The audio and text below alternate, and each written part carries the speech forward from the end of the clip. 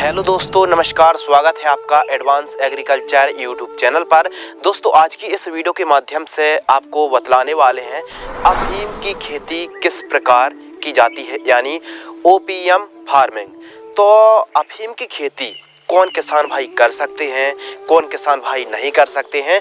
और आपने अक्सर देखा होगा कि जिनके पास लाइसेंस है, जो किसान भाई कंटिन्यू अफीम की खेती करते हैं, तो अचानक बरसात हो जाती है तो फसल को फंगस से किस प्रकार बचाया जा सकता है। और जो नए किसान हैं, अफीम के बारे में जानकारी होना बहुत ही ज़रूरी है। सबसे ज़्यादा अफीम का उत्पादन कहाँ होता है और भारत के कौन कौन से वो राज्य हैं जहां पर अफीम को उगाया जाता है। दोस्तों, तो क्या है अफीम की पूरी सरकारी जो राजपत्र जारी होता है, गाइडलाइंस क्या है, तो संपूर्ण जानकारी के लिए और यह वीडियो केवल और केवल एजुकेशन पर्पस के लिए बनाई जा रही है। और जिन किसान भाइयों के पास लाइसेंस अवेलेबल है, तो उन किसान भाइयों को थोड़ा सा अफीम की खेती जब करते हैं तो थोड़ी सी समस्या आती है, कुछ फंगस, कुछ कीट रोग बीमारी आती हैं।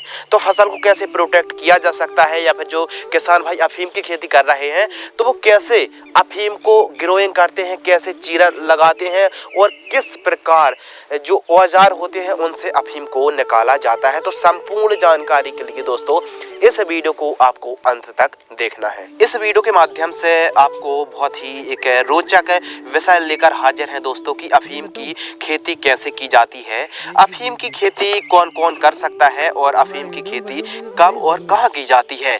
जो किसान मित्र अफीम की खेती कर रहे हैं वह पैदावार को कैसे बढ़ा सकते हैं, एनहेंस कर सकते हैं, या फसल को कैसे प्रोटेक्ट कर सकते हैं, और इसमें कुछ रोग बीमारी आते हैं तो उनका कैसे आप प्रबंध कर सकते हैं, लाइसेंस कहां से प्राप्त आप कर सकते हैं, और अफीम की खेती में रखने वाली कौन सी सावधानी है, कितनी लागत लगती है, जीवन चक्र के ऊपर बात करेंगे, और साथ ही मुनाफा, सरकार की अफीम नीति क्या कहती है, और अफीम कैसे निकाली जाती है, अफीम की क्या कीमत होती है, और बिना परमिशन से खेती करने में क्या सजा है, क्या अपराध है, इसके बारे में भी हम इस वीडियो के माध्यम से डिस्कस करने वाले हैं। तो यह वीडियो केवल और केवल शिक्षात्मक यानी एजुकेशन पर्पस से, एजुकेशन जानकारी से मतलब बनाई गई वीडियो है। नशीले पदार्थ को बढ़ावा देना हमारा इस वीडियो के माध्यम से बिल्कुल भी उद्देश्य नहीं है। संपूर्ण जानकारी के लिए दोस्तों वीडियो को आपको पूरा वॉच करना है।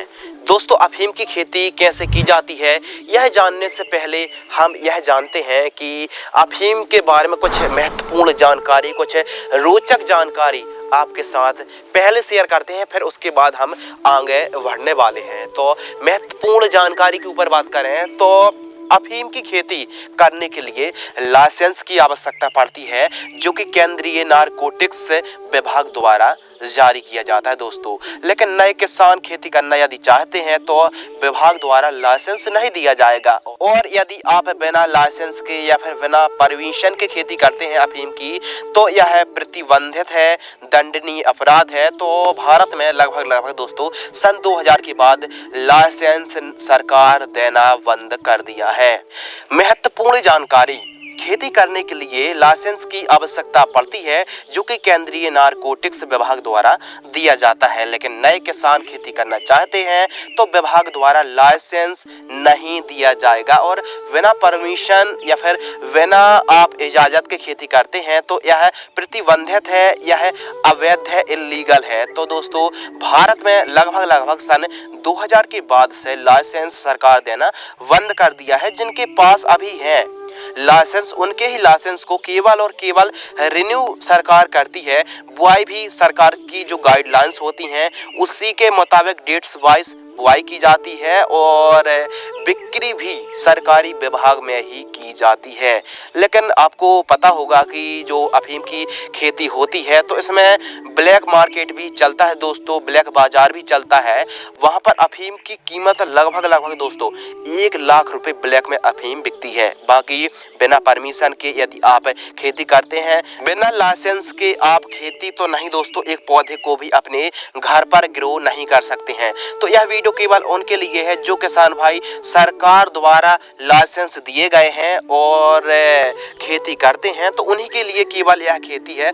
बाकी के सभी किसानों के लिए केवल और केवल एजुकेशन पर्पस है। तो इसीलिए आपके पास लाइसेंस नहीं है तो आप अफीम का एक पौधा भी घर पर ग्रो न करें। तो ये तो हो गई महत्वपूर्ण जानकारी कि यह वीडियो केवल एजुकेशन पर्पस के लिए है। हमारा उद्देश्य किसी नशीले पदार्थों को बढ़ावा देना या फिर अफीम को प्रमोट करना दोस्तों बिल्कुल भी नहीं है। तो आइए दोस्तों सबसे पहले जानते हैं कि ओपीएम यानी अफीम की खेती कहां कहां पर की जाती है। तो मध्य प्रदेश, राजस्थान और उत्तर प्रदेश के कुछ गिने चुने इलाकों पर खेती की जाती है। मध्य प्रदेश पर नीमच, मंदसौर पर खेती की जाती है। राजस्थान पर कोटा है, चित्तौड़गढ़ है और उत्तर प्रदेश के बाराबंकी के कुछ गिने चुने क्षेत्रों पर अफीम की खेती की जाती है। और लाइसेंस मिलता कैसे है? देखिए, नए लाइसेंस अब नहीं दिए जा रहे हैं, पुराने लाइसेंस को ही रिन्यू किया जाता है, वो भी 1 से 2 आरी एरिया के लिए ही हर साल सरकार द्वारा राजपत्र दोस्तों जारी किया जाता है। सरकार की कड़ी गाइडलाइंस रहती है और एग्जाम्पल के लिए आप इस प्रकार समझ लीजिए कि नया लाइसेंस तो आपको नहीं मिल सकता है, लेकिन जिन किसान भाइयों को लाइसेंस मिला हुआ है उन्हीं के लाइसेंस केवल और केवल एक प्रकार से रिन्यू किए जाते हैं। और वो भी यदि आपने उतना उत्पादन नहीं दिया जितना सरकार की गाइडलाइंस, सरकार का राजपत्र कहता है, तो आपका जो लाइसेंस है रद्द भी किया जा सकता है। एग्जाम्पल के लिए आप कुछ इस प्रकार समझ लीजिए कि सरकार ने 1 हेक्टेयर के लिए आपको लाइसेंस दिया है, उस पर आपको 5.9 किलोग्राम मॉर्फिन कलेक्ट करके देना पड़ती है। यदि 5-10% कम भी रहती है तो चल जाती है, लेकिन यदि इससे काफ़ी ज़्यादा कम है या फिर बहुत ज़्यादा कम है तो जो सरकार होती है, जो ना भाग होता है दोस्तों, वो लाइसेंस रद्द भी कर देता है। तो अफीम का पौधा, पत्ती, जड़ सभी बेहद कीमती रहते हैं और आपको पता होगा कि अफीम का प्रयोग कई तरीके से किया जाता है। दोस्तों, अफीम का पौधा, पत्ती, जड़, बॉल सभी बेहद कीमती रहते हैं। तो एक प्रकार से अफीम का बहुत ज़्यादा महत्व है। जो मतलब टैबलेट्स होती हैं उनको बनाने में भी काफ़ी निश्चित मात्रा पर अफीम का भी प्रयोग किया जाता है कुछ गिनी चुनी दवाइयों में। तो केंद्र सरकार द्वारा राजपत्र जारी, मतलब सेंट्रल गवर्नमेंट राजपत्र जारी करता है और अफीम से मॉर्फिन निकाला जाता है। अब सवाल ये है दोस्तों कि जिन किसान भाइयों को लाइसेंस मिला हुआ है तो उनको बहुत ज़्यादा या फिर बहुत बड़े एरिया के लिए लाइसेंस नहीं मिला है। उनको दोस्तों केवल और केवल 1 से 2 आरी, बीघा भी नहीं दोस्तों, आरी, 1 से 2 आरी, जी हाँ, यह एरिया का मापन होता है दोस्तों। इस प्रकार आप समझ लीजिए कि 1 आरी पर लगभग 100 स्क्वायर मीटर होते हैं। 1 आरी पर कुछ किसान भाइयों को 1 आरी के लिए, कुछ किसान भाइयों को 2 आरी के लिए, कुछ किसान भाइयों के लिए 5 से 10 आरी के आसपास का एरिया के लिए, बुआई के लिए जो लाइसेंस होता है दोस्तों वह जारी किया जाता है।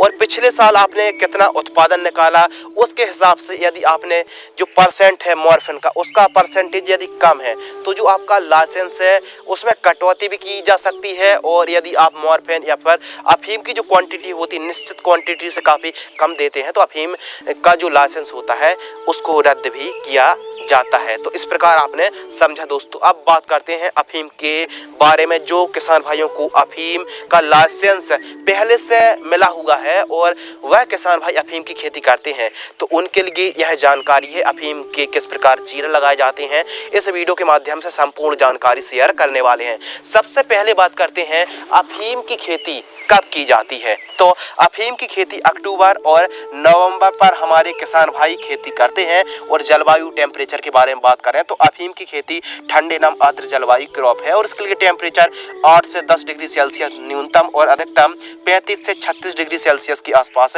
टेम्परेचर की आवश्यकता होती है। भूमि और खेत की तैयारी के ऊपर बात करें तो भूमि काली दोमट, चिकनी दोमट भूमि काफी उपयुक्त है।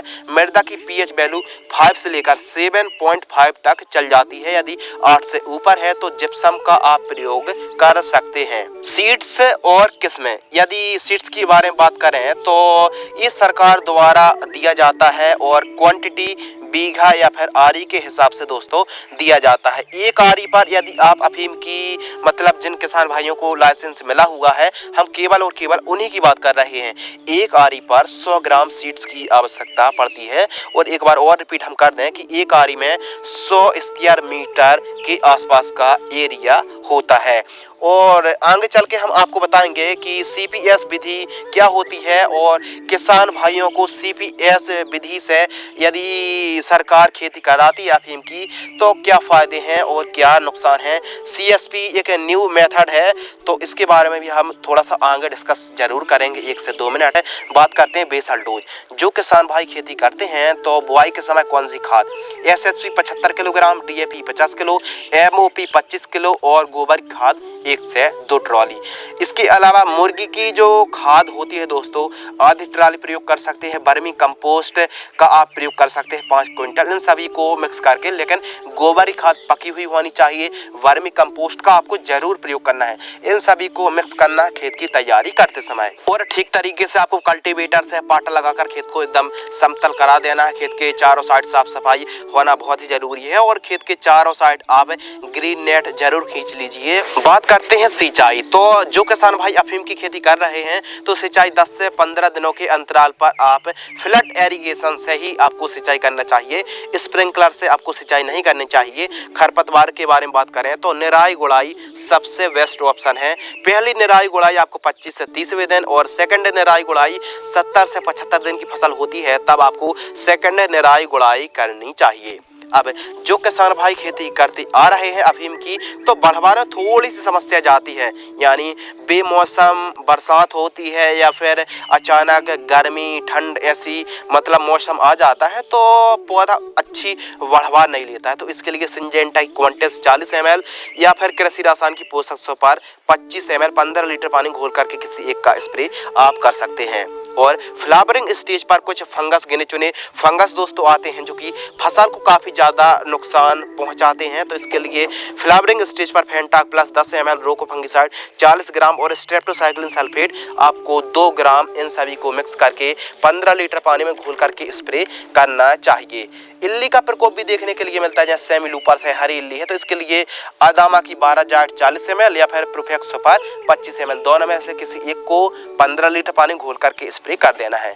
ब्लाइट भी आती है अफीम पर, तो ब्लाइट के लिए ब्लाइट एक फंगस है जिसे हिंदी पर झुलसा कहते हैं। तो सिजेंटा की एमिस्टा टॉप फंगिसाइड 20 ml 15 लीटर पानी घोल करके स्प्रे कर दीजिए। तो दोस्तों इस प्रकार आपको स्प्रे करना चाहिए। और अफीम की फसल पर यदि बेमौसम बरसात होती है, मौसम खराब होता है और आपके पास लाइसेंस से आप अफीम की खेती करते आ रहे हैं तो आप प्रोटेक्ट करने के लिए इन खाद दवाइयों को आवश्यकता अनुसार यदि आप प्रयोग करते हैं दोस्तों तो आपको काफ़ी अच्छा लाभ मिलेगा। बात करते हैं खाद का शेड्यूल।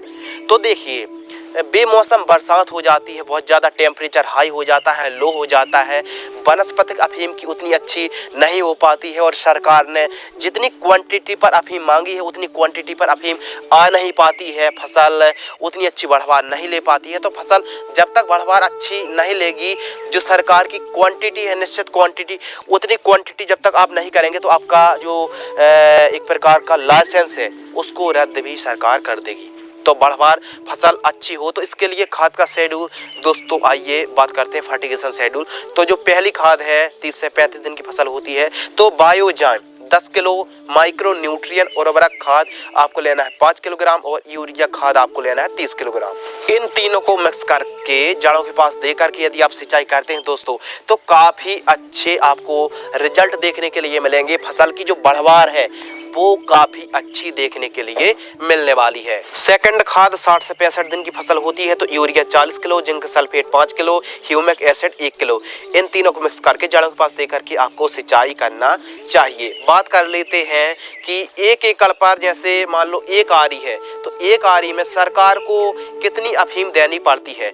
तो 1 आरी में दोस्तों सरकार को जो उत्पादन होता है पूरा उत्पादन देना पड़ता है 750 से कम 750 से 800 ग्राम अफीम देनी पड़ती है। और लाइफ साइकिल के ऊपर बात करें तो अफीम की जो क्रॉप है लगभग जो किसान भाई करते आ रहे हैं उनको काफ़ी अच्छे से पता है कि 150 150 दिन के आसपास का समय लगभग दोस्तों लग जाता है। लागत के ऊपर बात करें तो एक आरी की जो लागत है 2 से 3 हजार रुपये के आसपास एक आरी की कॉस्ट आती है। कीमत के बारे में बात करें तो सरकार जो किसानों से अफीम खरीदती है 1 किलोग्राम की कीमत 1000 रुपये के आसपास सरकार लेती है। उत्पादन के ऊपर बात कर लें दोस्तों तो आपको यदि 1 आरी 2 आरी 5 आरी का जो यदि लाइसेंस मिला हुआ है तो उसके हिसाब से उत्पादन होता है। कुछ किसान भाइयों का क्या होता है कि उतनी अच्छी फसल बढ़वार नहीं ले पाती है, उतनी अच्छे से मतलब फसल की जो निराई गुड़ाई है विशेष रूप से देखभाल नहीं कर पाती हैं तो पैदावार भी घट जाती है।